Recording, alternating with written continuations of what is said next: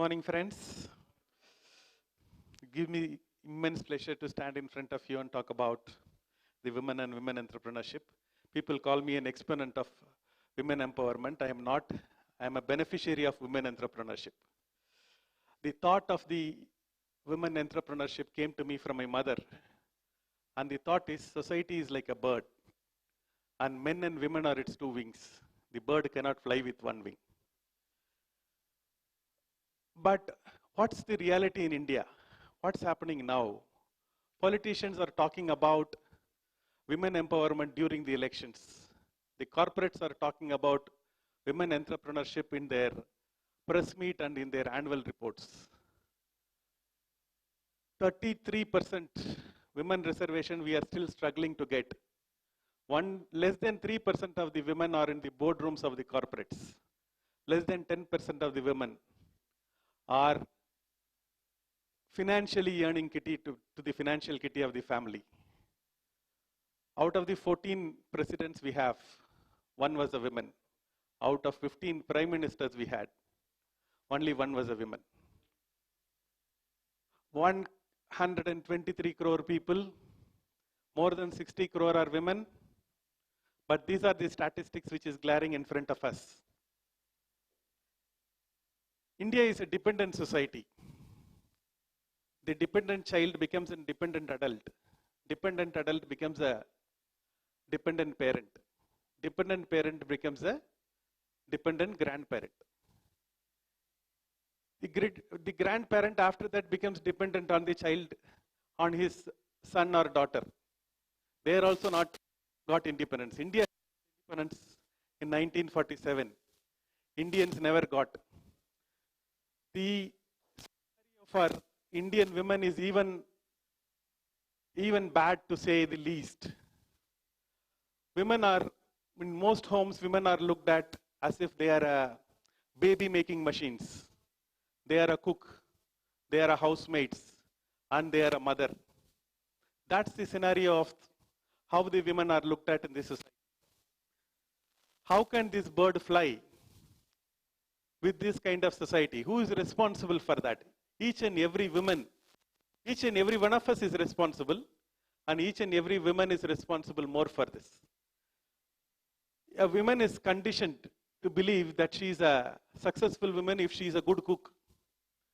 Woman is conditioned to believe she is successful if she is a good mother, she is a good wife, if she is a good daughter, if she is a good daughter-in-law, if she is any one role she can play, and she can consider herself as a success. Whereas a man is called success only when he makes money. This society has conditioned the women to believe. There is a baby. The baby elephant is chained, the leg is chained, and the chain is attached to a peg. And the elephant, when it tries to cut open the chain, cuts the leg, and it starts bleeding profusely. And this the elephant remembers, even when it becomes a 5,000 pound big one, the elephant still remember that, and when it is chained, and even when the chain is not attached to anything, the elephant doesn't move. It is called the learned helplessness, which is what the elephant is suffering from. And today, the Indian women is exactly suffering from that, the learned helplessness. They think that they cannot do anything. When you go to the class, in the initial classes, women really start doing exceedingly well. You go to any 10th standard, 8 out of 10 toppers are women. You go to the +2, again the scenario is the same. You come to the college, it is all women, all the gold medalists are women, and that's where the life stops. They enter into the real life, and they think themselves that they cannot do much. And they start getting into the second fiddle. And the life slowly but steadily starts slipping. Women are foolish to pretend that they are equal to men. Actually, they are superior, and they always have been. Women are foolish to pretend that they are equal to men. Actually, they are superior, and they always have been. I have 3 role models in my life. Obviously, the first one is my mother. When I was 14, I have 3 brothers, 2 sisters, large family, 6 of us, small town, Kadalur. My father died early. My mom anchored the ship for the next 35 years. She ensured not only all 6 of us are safe, but also successful. For a hypothetical reason, just for a moment, think it is instead of my father's death, it is my mother's death. What would have happened to the family? Very likely, my father would have been cajoled, even if he doesn't like or likes, to marry another woman, and we would have taken an anti-father stand, and we would have become a delinquent in the society. This is what would have happened. What kind of society are we trying to build? What is happening in this? Why is this? There is a separate rule for women and separate rule for men.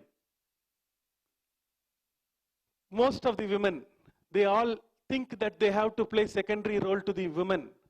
And I know of a girl who is extremely bright, very talented, good communication, multitasker, knows to handle everything. And she gets married, gets 2 kids, and then the society has conditioned her to think that she has to be a dumb to her husband. She cannot be superior. And she plays a secondary role, and for some time she pretends, after some time she becomes a dumb. This is exactly what is happening to most of the women. Where are we heading? This is the big question we need to ask all of us. What is the solution for us?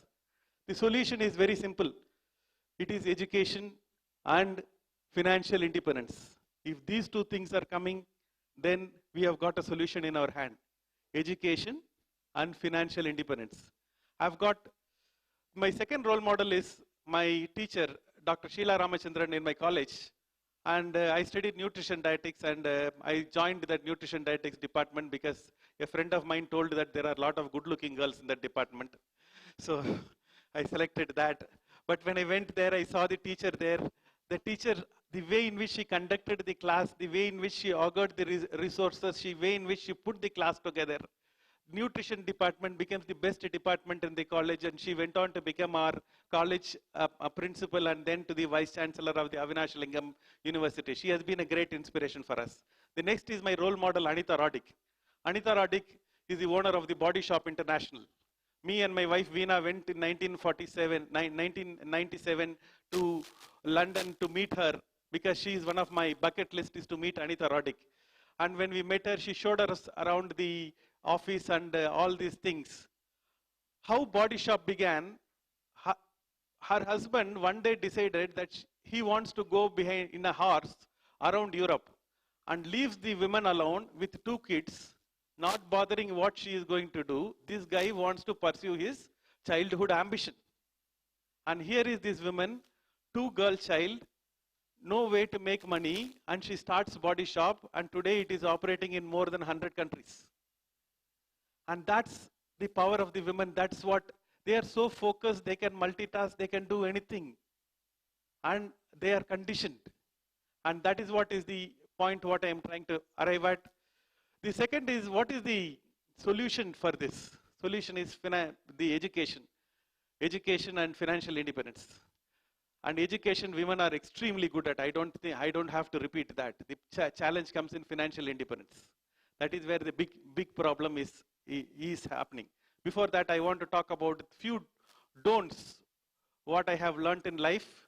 The first is, if you want to be successful, look at what the masses are doing and then don't do it. If you don't do what the masses are doing, you will be successful. And what does in an Indian context, in a women context, what does a typical Indian woman does? A typical Indian woman knows how to cook. So if you want to be successful, don't cook.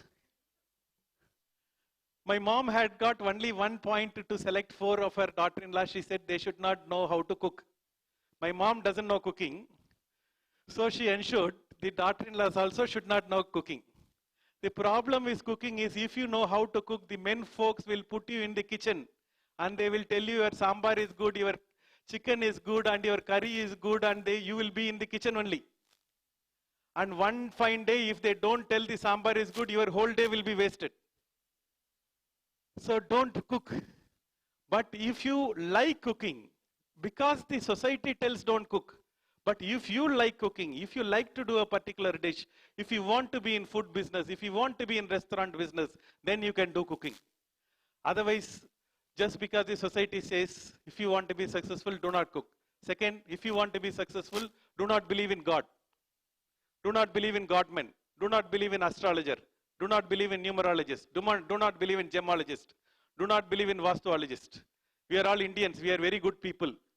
And we are all God-fearing people. We are not God-loving people. Especially when we have more problems, we will love God a lot more. It was one such phase in my life. I became very God-fearing, stroke God-loving. I became a big Ayyappa devotee. I went to Sabarimala 18 years. Sometimes when I had more problems, I went twice. That poor fellow Ayyappa didn't help me. So I changed. I came down and I changed to Balaji. I went to Tirupati and I bribed that guy. That Balaji also didn't help. So I came down and I went in search of these Allahs and the Jesus and the astrologers and the numerologists and the gemologists and the vastuologists. Already I was poor. These people made me even poor. That is when I went to Ramakrishna Mutt, where I saw a picture of Swami Vivekananda. Below that it was written, to me he is not an atheist who does not believe in God. To me he is an atheist who does not believe in himself. To me he is not an atheist who does not believe in God. To me he is an atheist who does not believe in himself. For the belief in God starts with the belief in self. Got the message what I wanted. Started believing in myself. Slowly, steadily my life started changing. Today there is a Monday God, there is a Tuesday God. Some gods are powerful on Thursdays. Some gods are powerful on night. Some gods are powerful in the day. And some gods will come home, bless you, take some money and go off. There is one tamasha happening in the country in the label of gods.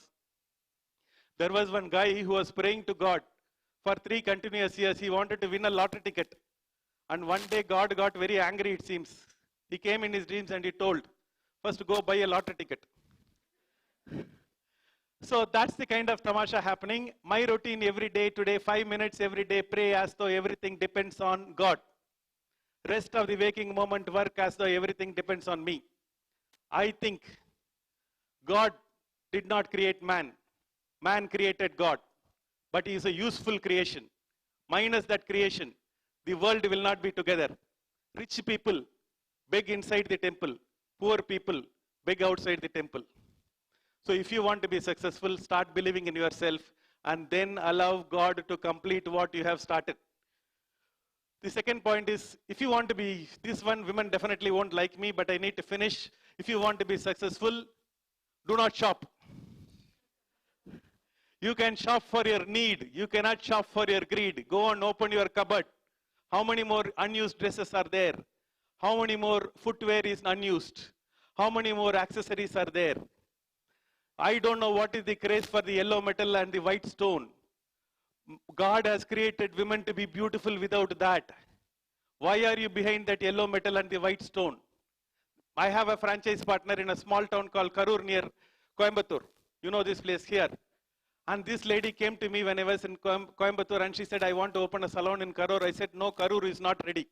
Because Anita Radhik told me, India is not ready. So I have to give it back to somebody. So I told Karur is not ready. And this lady insisted that next time I came to Coimbatore, she picked me up and I went to Karur. And before going and showing a place, she invited me home. As I walked in, I realized there was a BMW parked on the left-hand side and a Mercedes-Benz on the right and few more small cars.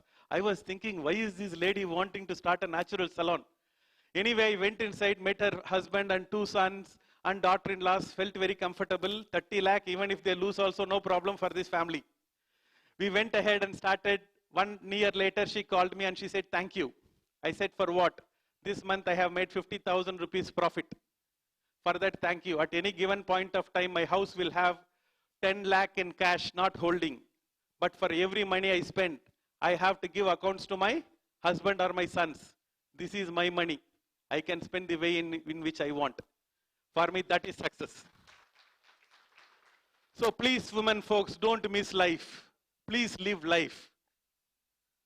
Do not miss life. life you should not miss, and the world also should not miss you. Lot of times you miss the world, and the world is also missing you. This is a great tragedy what you are doing to yourself and to the world. Please don't miss yourself. You are living, are you living, are you existing? Living one day 365 times is called existing. Living 365 days differently is called living. Are you living, are you existing? Please live. World should not miss you. This is a very, very important a point in your life. Live. Human being is a gift of God. Abusing the gift is abusing the giver. Please do not abuse the gift. Use yourself fully. Let your talent come out. The best fashion statement you can make is standing on your own legs. Make that statement. One generation has suffered and sacrificed their life and got us independence. Let this generation be the next generation. Let each and every woman in each and every home be prosperous. Let us bring out that sister, that wife, that mother who is kept in the cupboard. Make them come out. Make them financially independent. Let them come out. Once they come out and start making money, the India becomes a beautiful place.